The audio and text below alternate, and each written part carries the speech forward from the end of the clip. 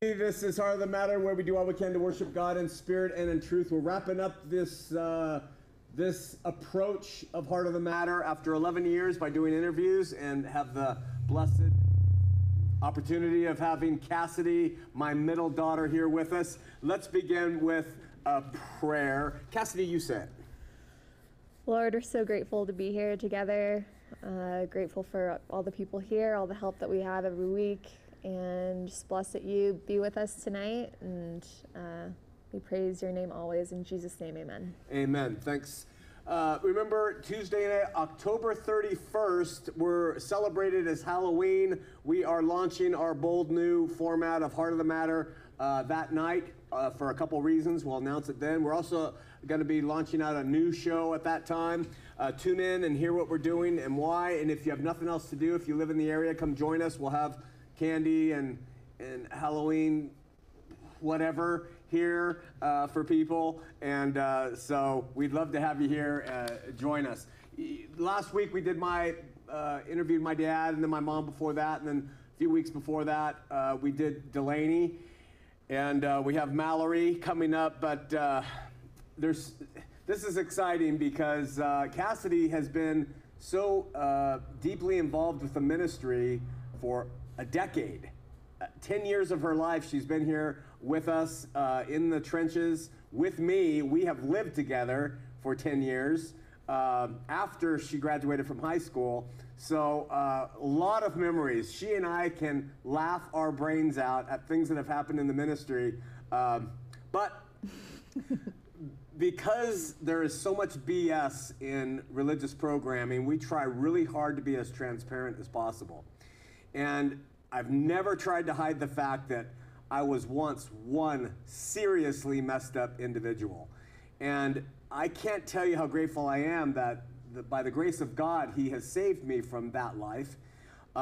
When Cassidy was about 4 years old, I was seeing a psychologist and a psychiatrist for some of the insaneness that was going on. Her name was Fran, and she was from New York. And I went to Fran one afternoon after watching my two daughters. Delaney wasn't born yet. And I expressed some concerns about being their father, that I was going to really mess them up or whatever, you know. And so I was afraid they were going to turn out like me. And Fran, this native New Yorker, she says, "Shawn, first." This is exactly how she talks. "Who better to guide these girls than someone who understands them? That's you. So you gotta be their dad. And second, that second one, that little one, she's gonna turn out to be your best buddy. Just wait and see." And it was true. She was right. And Cassidy has been a great buddy of mine. We talked about Delaney. I didn't know her as well, and she and I have worked through that because I was gone so much as she grew up. But I've had the blessed opportunity to know Cassidy very intimately. She knows the good, bad, and ugly about this guy. And I pretty much know the good, bad, and ugly about her as well. And she has mad skills of intuition. She has like a BS barometer inside of her. Especially, she's like a Vulcan. And especially like religious BS. She hones into that. It's religious buffoonery she gets. She loves God and dearly, intimately. So tonight we get to talk to Cassidy. Go back, earliest memory, your religious experiences, what it was like growing up in the LDS church. I loved it. I really loved it. And I've always been very sensitive to everything. I'm probably overly sensitive. So I remember having a sensitivity with God, I think. Not even knowing if it was God, though. I think I was just very sensitive, and maybe that was God, but at the time I just feel like I have seen things differently than a lot of people from a very young age, I remember. But that being said, even though I saw through things like the Mormon Church, I loved it. Yeah. And I feel like I should be a bit sensitive saying that I'm grateful that I grew up in it, because I know a lot of people spent a lot of their lives in it and put a lot more resources into it than I did. I was out early. I didn't raise my family in it. All these things that I personally feel very grateful to have been raised in the LDS Church for various reasons. You're a huge people person when you were young. I mean, always been interested in people. In fact, going to Grandma and Grandpa's house as a 5-year-old, the first thing you did was sit down and read People magazine. Yeah. I mean, you are all about people. You're still about people. You love to investigate. You love to know what's going on with them. So the Mormon Church would probably be a very good thing for a young kid because it is so people-oriented, right? It was fantastic. It was like, I'm almost bummed that my kids won't have the same experience. Ooh, we'll have to come back to that, talk about that. Yeah, because it was so great, and it was really, really, really fun and hard to leave in a lot of respect. But I say I'm grateful that I was raised in it, one, because it was a lot of fun. It was a great childhood, things like that. But I'm also very grateful because I'm now, and I said this on Earl's show, but I think it's an important point, that I'm now able to view God completely out of a religious context. I do not view him religiously at all. And I feel like that's because I was raised Mormon, and coming out of that, I had no background of like a traditional Christian church that taught you the things of the Bible, things like that. I came from this like, different religion that, and now that's such a blessing to me to not have that foundation. I know so many people close to me who were raised in that and can't differentiate God from hell or sin or religion, and I'm able to. And I think that's largely because of my childhood. Awesome. So I'm going to jump ahead because of some really interesting things you're saying. You're going to be married in November, yes, and God willing, you'll have children. Yes. So how knowing the social benefits of organized religion, if it's not Mormonism, the other churches often have good programs too. Not as good as the Mormons probably, but they have good programs. What are you and Matt? How do you think that will go? Because I know you don't want to expose them to religiosity. I don't, and we've talked about it. And I don't think it's I think I'd want to expose them to we literally talked about it, and I said we should take them to a different church, church. I mean, a temple, a Jewish temple, all different kinds of things, and come back and talk about, and you've said that before, talk about the differences of, talk about what Jesus says, give them that foundation of God and, things like that, but that they have to come to it on their own terms because,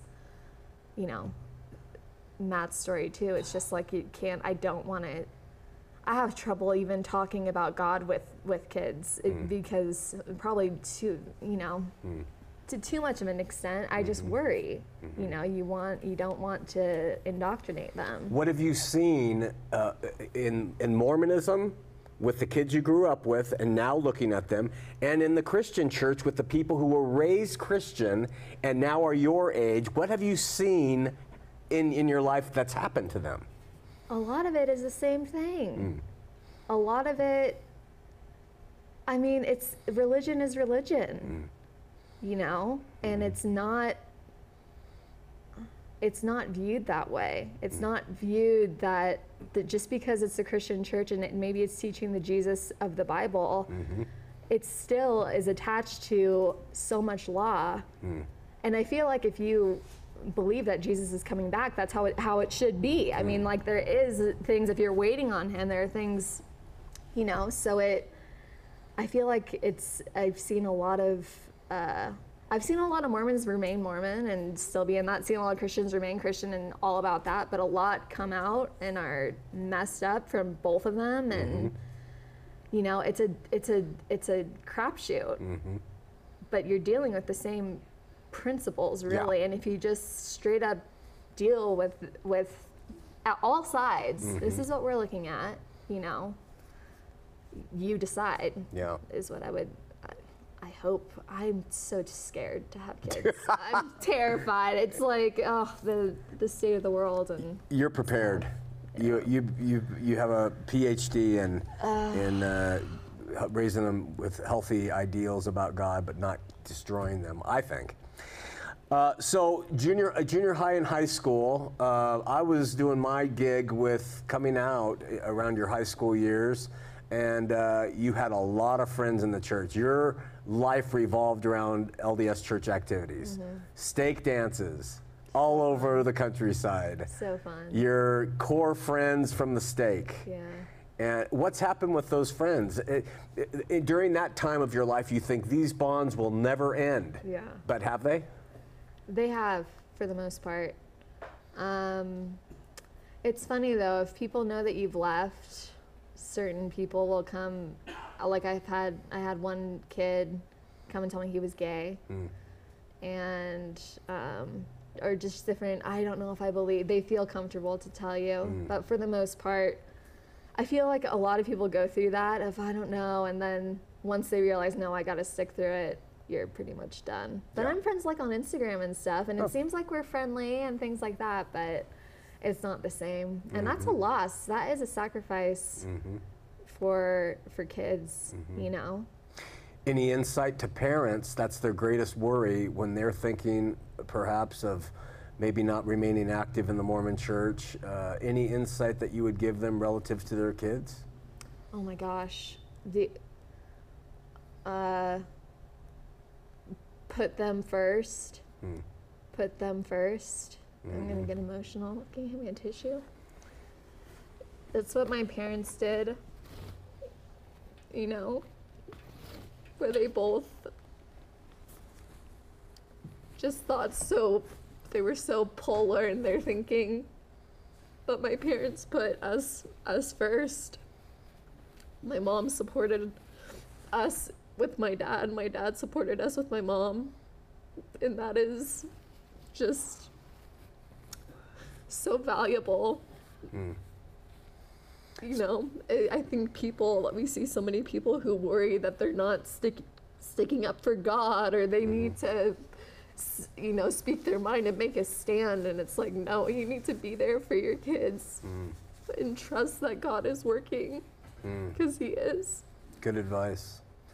Yeah, you have been involved in the ministry with the emails, in addition to doing all the audio video work that we've had over the years. But reading those, the concern is how do I, and then you'll see sometimes the parents come back and say, I just couldn't stand it. I had to, and then you read a few months later, we're getting divorced. Yeah. Could you think of anything that God would want less than it would be for a couple to divorce? I know. It's just horrible. Yeah. But they don't, they want an answer. Yeah. And you tell them, wait on God. He will work. He will work. He is working. But it's hard to trust in that. And so you think, I need to do something. I need to act. I need to. And I felt like you guys were really good at just, you know, being and having your thoughts. And it was just, I don't know how, I'm sure it was God, but it was God for my mom, who was a stalwart Mormon, and it was God for my dad, who had left it. So it's not, He's there for everybody, and you just wait on Him, and, you know, it's worth it. Amen. Yeah. So you, after high school, you took a journey to Europe with your older sister, and you toured around Europe. You did the Euro-rail thing, and you slummed it and lived in the hostels and got bed bugs and whatever it was. What happened there? Punched in the face. You got punched in the face in Rome. Punched in the face in Rome. By a man. And I had it sounds so crazy to say, but I had a premonition that it was going to happen. Like, that's probably that 20 intuition. minutes before it happened, I was told, like, something bad is going to happen, and it did. And God was just, I remember before I was 18, I, was still doing the Mormon thing kind of, but not really believing in it. I had a boyfriend and was guilty over things with that, and just was confused, but I wanted to know God because my dad knew God and I knew he did, and I was wanting that. And before I left, I think I said, show me who you are, or something to that effect. And he did. I mean, that entire trip was hell. It was just so brutal.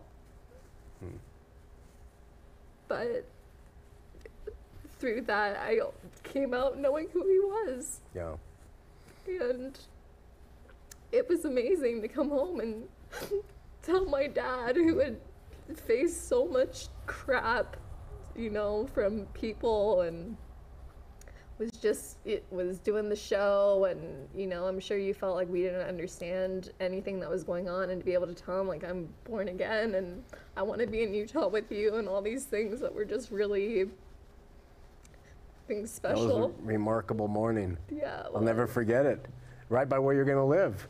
I know, right there. Yeah. They just got an apartment, she and her husband-to-be, and it's right over by this restaurant. I picked her up from the airport, and we went and sat, and she told me that she had a life-changing event in Europe with God, and her heart had been changed. And so you come out here, and on we go. What have you learned? What have you seen? What lessons have played a big role in your mind in dealing with people in ministry? What do you have any, just let the Spirit tell you, do you have any central themes that you've seen that you've said, okay, I have to remember this, I got to learn from this? Oh my gosh. Show's yours. Oh.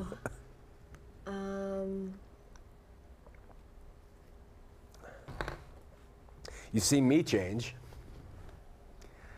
Yeah, I think I don't know. We have met so many people in and out. And ministry teaches you what people are about, And it teaches you to have to deal with people, and lovingly, and it is a challenge. It has been the challenge of my life, on top of just being in ministry, to have you as my dad, and everything that's happened. It's been hard. It has been hard. But I think the greatest thing I've learned is, like, my born again experience was an experience that I'll never forget, and it changed my life, but I'm not today who I was then. I've grown. I'm growing every day. I'm changing every day. The ministry has changed. You've changed. And that is a beautiful thing. I was a seed back then that God just, came into my life. I was a seed, and he's just been watering, and I've been growing, and that is what Christianity is growing in God and learning to love. It is not a stagnant point in time. It is not continuing to do the same thing over and over again and listening to people, and it is growing in God where he wants you to be. You're the fullest you can be. And that is so remarkable. I've seen it in myself. I've seen it in our family, in the ministry, and the people who come, the people we've met whose eyes are open. And it's not, I think it's so funny that people say, go back to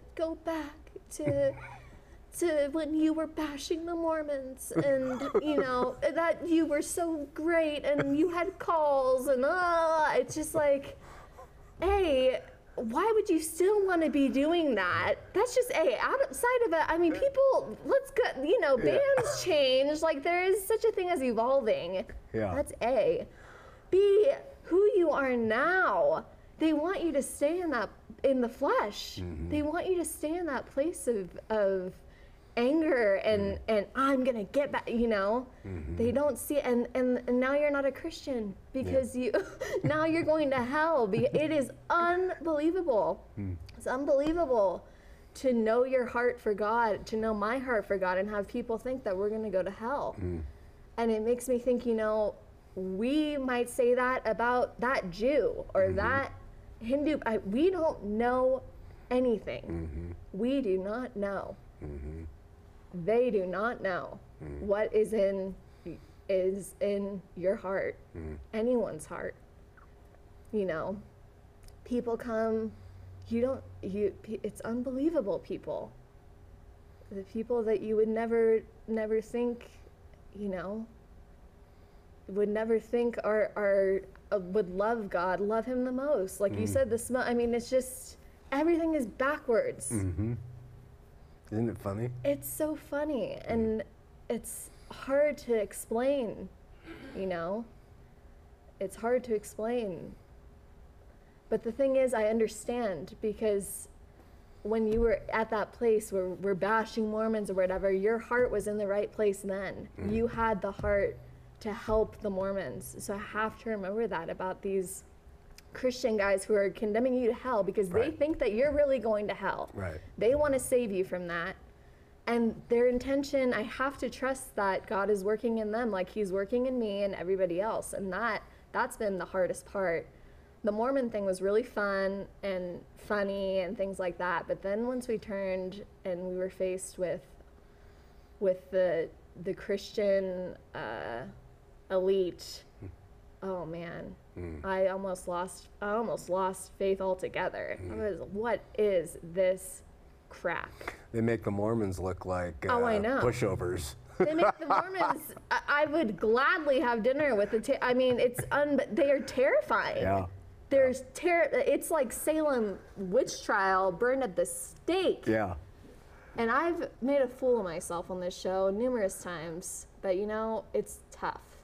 It is tough to see people just rip someone you love apart, let alone someone who has a heart for God. It's just like, I can't put up with that.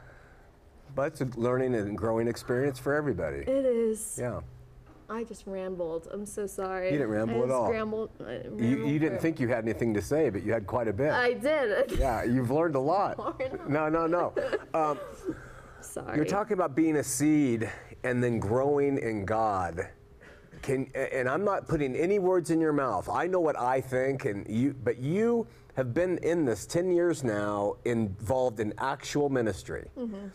What have you done to make your growth so good, or what has happened where God has grown you?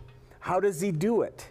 Everyone thinks, okay, I'm going to perfect myself now. No, it's not that. What is it? Tell us what it is. Perfection. It's learning to die to yourself. It's loving. It's sometimes when you don't want to. Yeah, it's nothing that I'm doing. Yeah. It's nothing that's, oh, you do this and you're gonna grow. It's not like that. But if things I notice in myself, that his spirit is changing in me. Continuing to be in the Bible, just giving it to him, letting go, really, just like truly saying, I'm gonna walk by faith, that whatever is going to happen, he is in charge, he's behind it. And that's then hard to slowly, do, isn't it? Yeah, but it's through it's so cliche, but it's through the challenges of like okay, you're gonna have to deal with this person. What are you gonna do? And it's just that constant like pruning of, you know, and he gets you to that core of, you know, this is what it's about. And it's beautiful. It is a beautiful thing to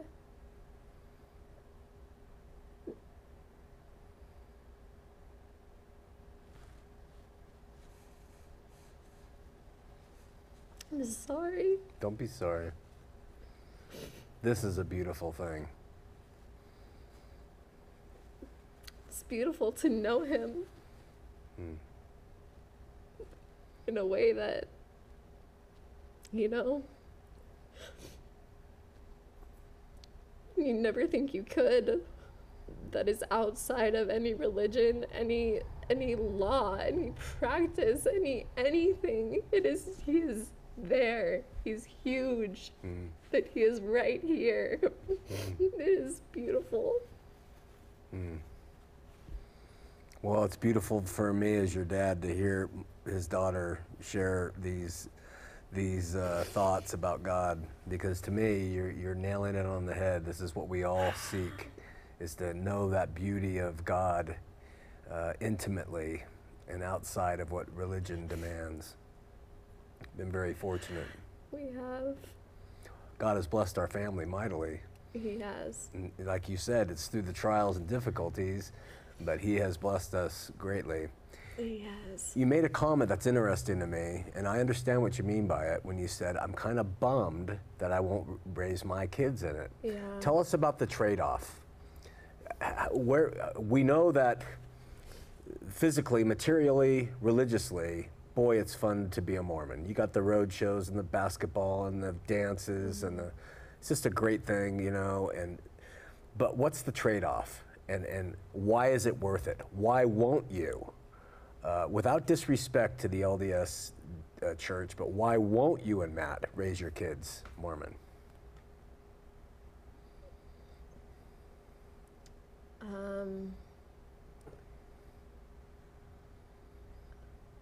To be honest, I think it's good to suffer a little bit and have to really face what everything is about.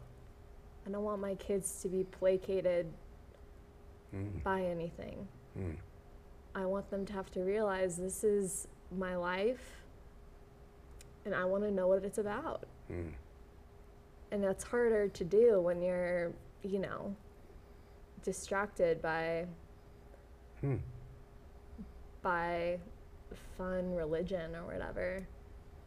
And then on top of that, and that's when I think God really reaches you, is through that existential, I know he did for me, of like, you know, just showing you who he is. And they can form their own thoughts, their own opinions. That's so important. I don't want, you know, I want them to question. I want them to be challenged, you know. And it is tough. After I was born again, I went through the hardest time of my life. The hardest time, the darkest time, you know, of just what is happening.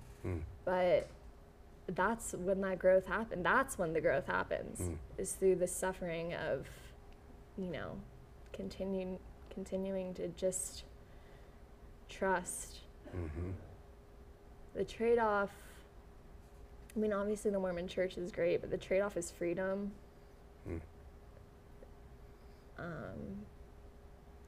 You know, to be an individual, but in a body of believers that is unlike anything else.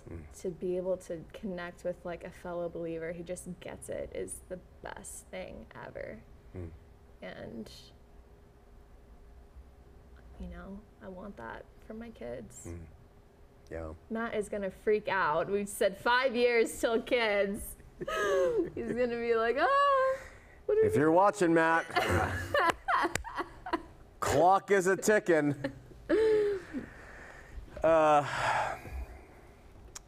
What else? What else? What time are we at? We got a half hour. Cassidy's the only person to ever host the show. There were 2 times when I got waylaid by life. We were going live here on TV in the state, and once I got trapped in a Del Taco because the place was being held up. And the cops wouldn't let us leave. And the second time, I was getting a ticket. That's what he gets. He goes there 5 minutes before the show's about to start. We have a crowd full of people. We have people visiting from Spain. I mean, it just was, the TV 20 days were honestly, you guys. Hilarious. Yeah, you just can't. And like, just the accusations of the money that we get. There's so much money into. I mean, the cars my dad drives is just, and has always driven. It's unbelievable. That's what I'm saying. It's, you know, it's very different from what people think. People, it's just so funny. It's really funny. We have unbelievable car stories in ministry. Unbelievable. You wouldn't believe them. God exists because we're not dead by all the cars that they have been horrible. We get cars donated to us, and when times got really tough for a while, when we just went through a really tough time financially, we had a van where the driver's seat didn't have, the back was all the way back, it didn't come up. So you had to drive it like this. We had a car, a Jeep, that if you hit a bump, we called it the death rattle. It would go like this. And it's swerving, and you have to hold on for dear life. I could not control that car with all my strength. I couldn't hold that wheel still. We called it, and we could come home and that. Did you get the death rattle? Yeah. We had a car catch on fire. On fire. And I drove down into our apartment complex. A car was coming up, and the guy goes, "Dude, your car's on fire." He drives down. I drive all the way down and park it in our spot. Yeah, because why would he not do that? Okay. And it completely engulfs in flames. The whole apartment complex is emptying out into the street. The doors are automatically shutting. The lights are going off. There are 7 fire trucks, cops everywhere. I burst into the apartment, and Cassidy's laying on the couch. Cassidy! There's a fire! I'm pretty sure I was watching Seinfeld. She was watching Seinfeld. It was very And she goes, "Do you have something to do with this?" I swear to you, I heard the sirens, and I thought, my dad has that intuition again. My dad has something to do with this. And he did. He runs in. The whole place is vacated. The alarms are going off, and she's sitting watching. She doesn't even get moved. Yeah. The car stories. I feel blessed. The thing is, I feel blessed because I think a lot like my dad. I understand concepts that he presents with ease. I really do. And sometimes I worry because I think, is it because he's my dad and I'm leading you down the primrose path. Yeah, you just wonder. You should wonder. But at the same time, I just grasp it and understand it. So it's been really a blessing to be taught by you, and because you see scripture as I see it, or you see God as I see God, and we have our differences and different social things or whatever, but that's been a huge blessing. What are some highlight changes that have happened that you have oh, I get that? The preterism is a big one. Those of you at home who don't know what that is and what she's talking about, preterism means it's the fulfillment. And so what Cassidy's talking about is we believe the Bible has been fulfilled. It was written for those people then. Jesus' second coming was then, as he promised it would be, that all the apostles taught he was coming back then. And so that we read the Bible today to learn its spiritual principles for us. And that it is the Word of God. It is the living Word of God. We trust it, but we just don't think it has material application to us as much anymore. it had for them, it doesn't for us. It has spiritual application for us now. And so you went from learning about future eschatology, where Jesus is coming back, we're waiting for him, he's coming back at any time, and now you have come to believe that it's all fulfilled and we're living our lives. But yet, let me ask you, and I've never asked you this, I don't think, what do you think when you see what's going on around the world after having learned preterism?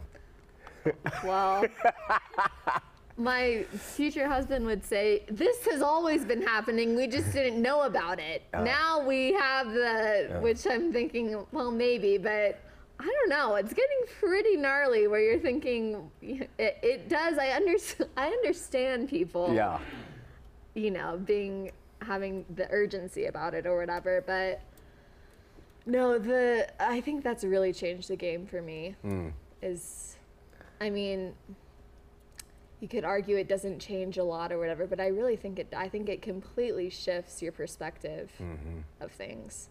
On everything, on people, it's just so different. It's so different.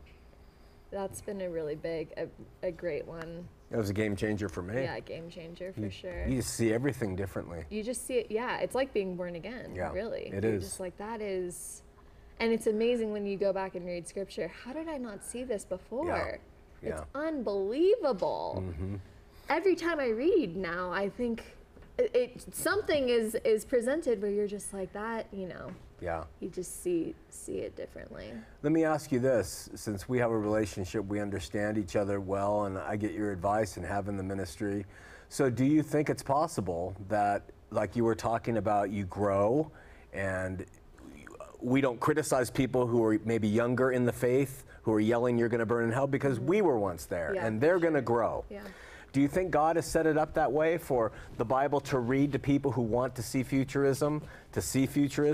Those who have the eyes to see preterism will see fulfillment? Yes. Yes, 100%.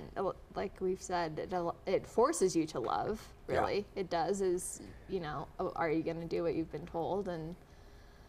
But I do this stupid wine painting with my friends. It's very fun, but it's just like one of the stupid things. You drink wine, and then and a woman has her picture, and it's like 50 women in a room, and you go, and she tells you how to paint the picture, and she'll go through. I mean, the color, the brush size, everything, the thickness of the line. I mean, everything's to get you to have this picture of a tree or some holiday thing. So all these women are doing it. You get the exact same instruction, and at the end of the thing, every single person's picture looks different. Every person's picture looks like noticeably different, and different from hers. Everybody's is different. Isn't that fascinating? It's unbelievable, and I think that's how God works. You've talked about Christian artists, which isn't something that really gets talked about, seeing God in an artistic way. That's how I see God, though, and how he sees God is objective truth. God is truth. Right. But how he relates to us and how he's made us so subjectively, individually, we think differently, we see differently. That is so purposeful. And beautiful. Yeah, it's beautiful that every woman's picture looks different. How can that be?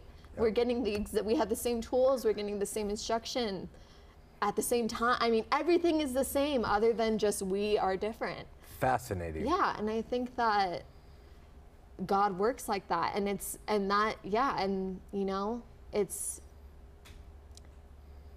hard when I see people claiming to know God who aren't showing love. I have a hard time with that, because I'm just like, well, then what are you doing? You know, we're called to love. But I have to trust that somebody could have said that about me. Someone can say that about me. It's not for us to judge or look into. That's part of the love. That's part of it, yeah. So to have the differences bring on the suffering, bring on the growing, and bring on the love for each other. And Yeah. If we all agreed and all painted the same picture, you'd never grow in love. No, how could you? Yeah. And,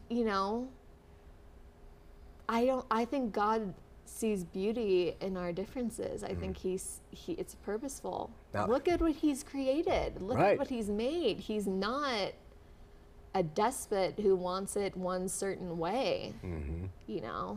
I'm preaching to the choir, but I'm just... No, but you're bringing out great points. Let me ask you, what do you think it is, using the art illustration and applying it to religious people, that makes someone want to go around and make everybody's picture exactly the same? No, that doesn't look like that. Fix that. No, that one needs to look like, fix that. Everyone needs to look exactly the same. What is it in the human psyche, their motivation? What is it that people want everyone, when it comes to religion or God, to think exactly the same? I think it's fear. Fear.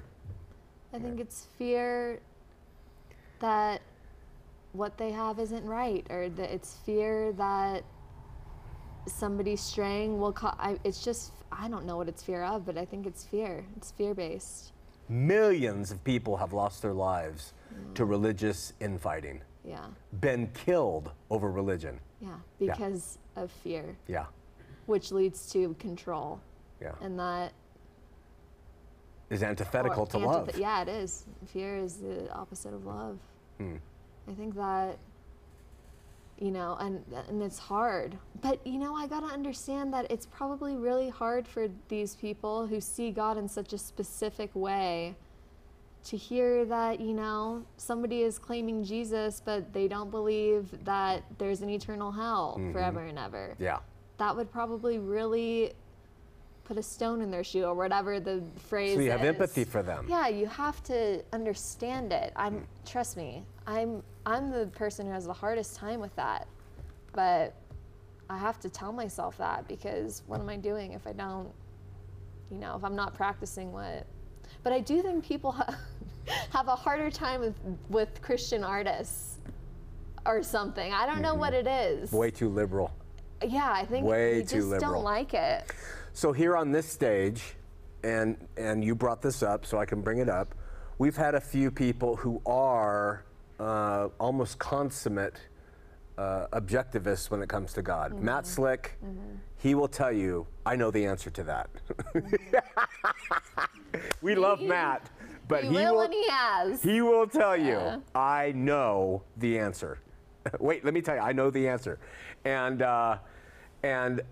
Jason Wallace, we don't ever talk about these guys, and I'm not speaking badly of them, but we've had some heated moments with Jason. Yeah. Jason is he's an Orthodox Presbyterian, Calvinist. I mean, you don't get more linear, narrow, down-the-nose thinking than you do a 5-point Calvinist. Do you think that the way they are, and we believe them as brothers in Christ, and they love in the way that they love, do you think that God has a place for them in this kingdom, and that their super strong differences fit as well as the super liberal differences that we have?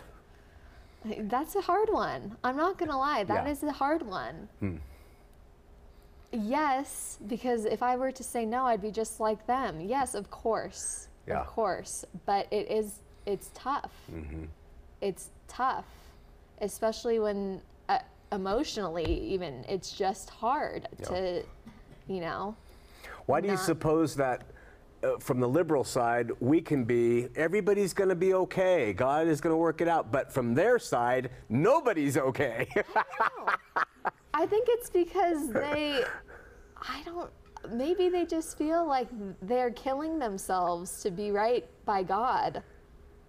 And to see someone else who doesn't take it as seriously, it just pisses them off that we would... But do we not take it as seriously?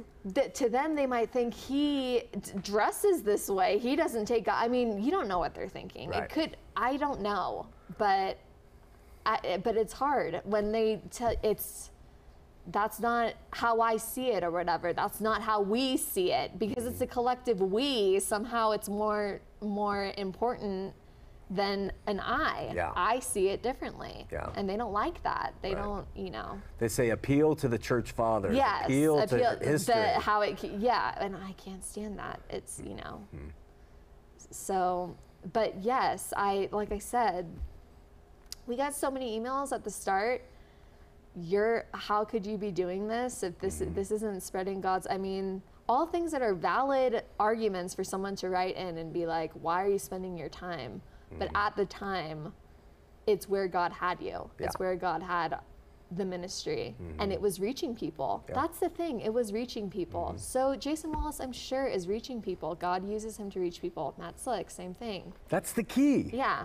Everyone is reaching within their realm and doing their part. Yes. Like when we had the guy on, what was his name? People wrote in and said he's crazy.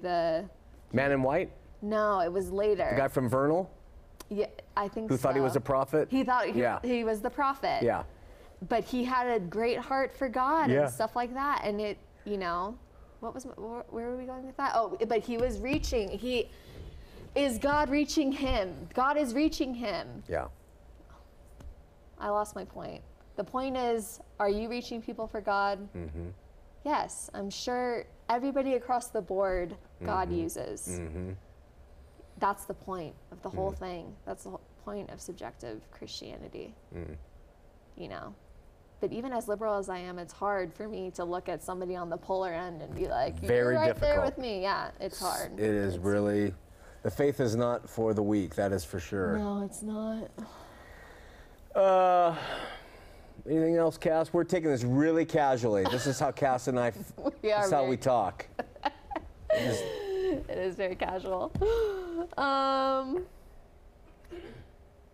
Gonna get married, gonna move away from us in less than a month. Anything you want, yeah. Yeah, that is hard. It's a month from tomorrow. I know. Yeah. A year ago today, he proposed. He's a good guy. He is. He's the best guy. I was going to say that leaving the Mormon church, you're literally leaving an arsenal of potential suitors. I mean, great guys. Handsome, wealthy for the most. I mean, it's just a culture hall full of guys that you are friends with and like, and to leave that is tough. You know, and I did, and I trusted you're gonna come through for me somehow with giving me someone who lines up in all the ways. And he did. He certainly did. He did. Matt is great. Yeah. Could not have handpicked someone better for you. I'm not kidding you either. You guys are a match made in heaven. Yeah, we are. Yeah. Because we're both freaks. It's not like we're I was matched gonna leave made in that out. heaven. It's like they're the only people who would put up with each other. No, I feel like I've been so blessed to spend so much time with my dad, with my parents. I needed that time, and I think God knew that. I've been a homesick child since I was little, and I need, you know, to ease into things. I'm 28 and still basically living with my parents, so what does that tell you? On a bunk bed. On a bunk bed. She stays above us in a bunk bed. We have adult bunk beds, which always sounds sexual to me. I don't know where that's coming from. It's just like adult bunk beds. It sounds so sick. But that's what Only we in the sleep mind on. of a millennial is it sick. I just like. To me, I it sounds don't- like camp. No, the adults are not supposed to have bunk beds. I sleep on the top. When Delaney was here, we slept on the top, and my parents sleep below us. Yeah. And when Matt visits, he sleeps on the trundle below my parents. What is? I mean, We're a freakish family, that's for sure. just yeah. People have no idea, but yeah, I'm very grateful for my whole life. My parents especially. We're grateful for all you've done for the ministry and all your talents with the, you're going to continue on though and continue to work and just from Southern California and Yeah.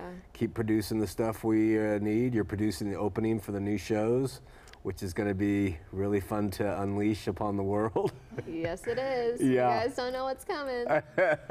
We have big surprises for you. It's going to be awesome. Any final thoughts? I'm just grateful for it all.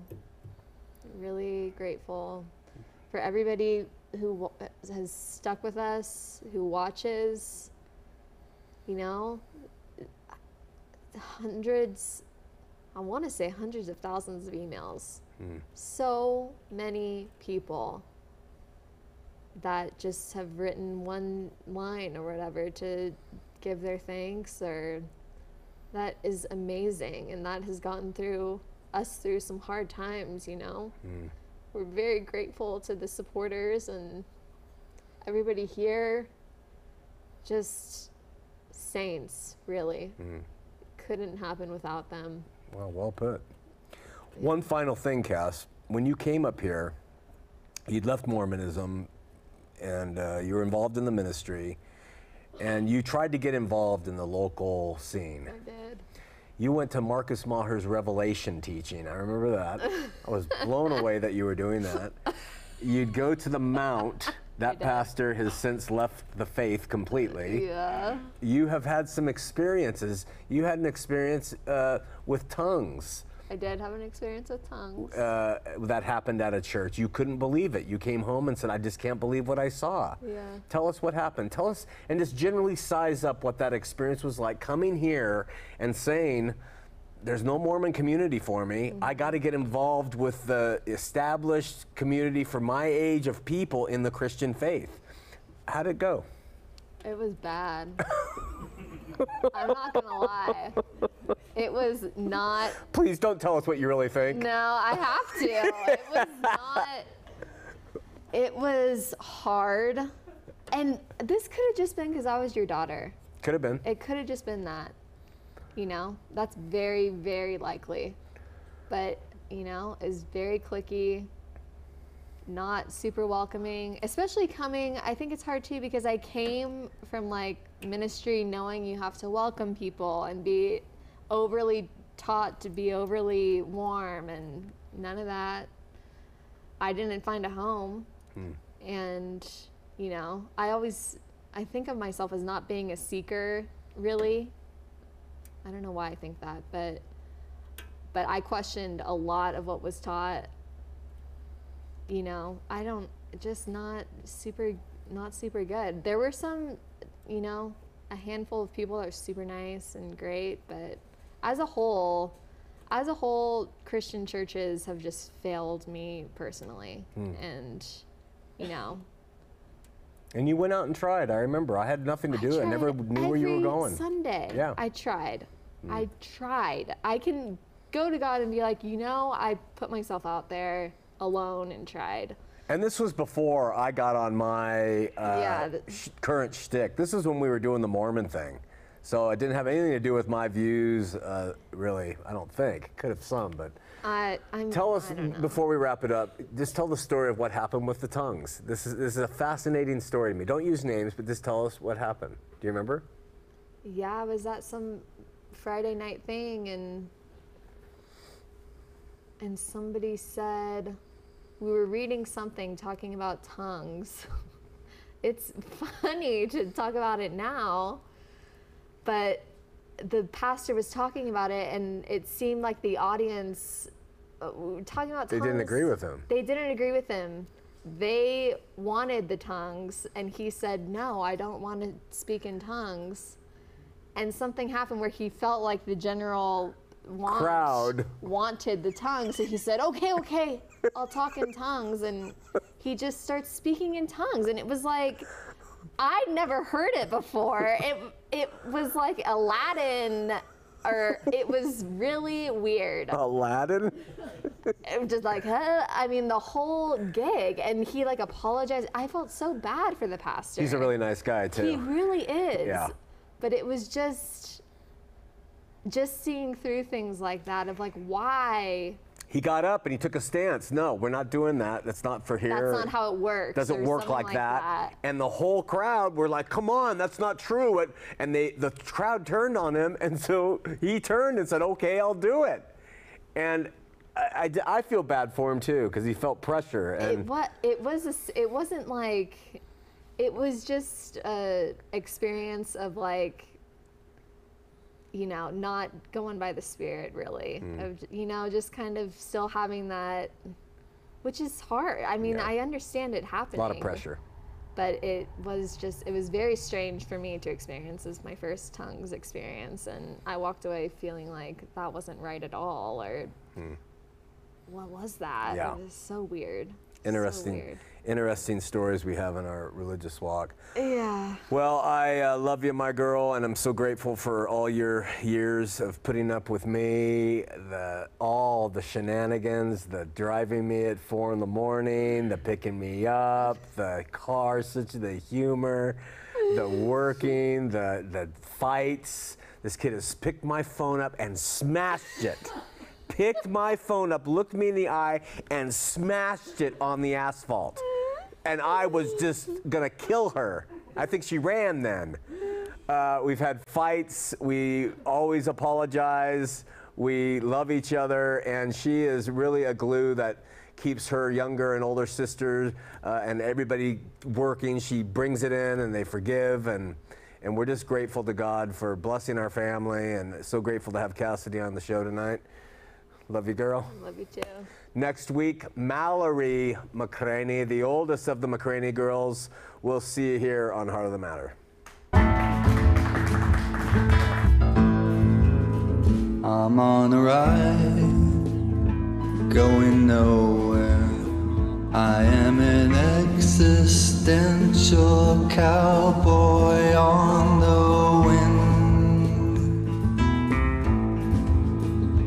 And I won't be coming out, I'm going in. This man's awake, a storm's arising, the dawn's awaiting till 100 monkeys know. And I can feel the light-filled monkeys start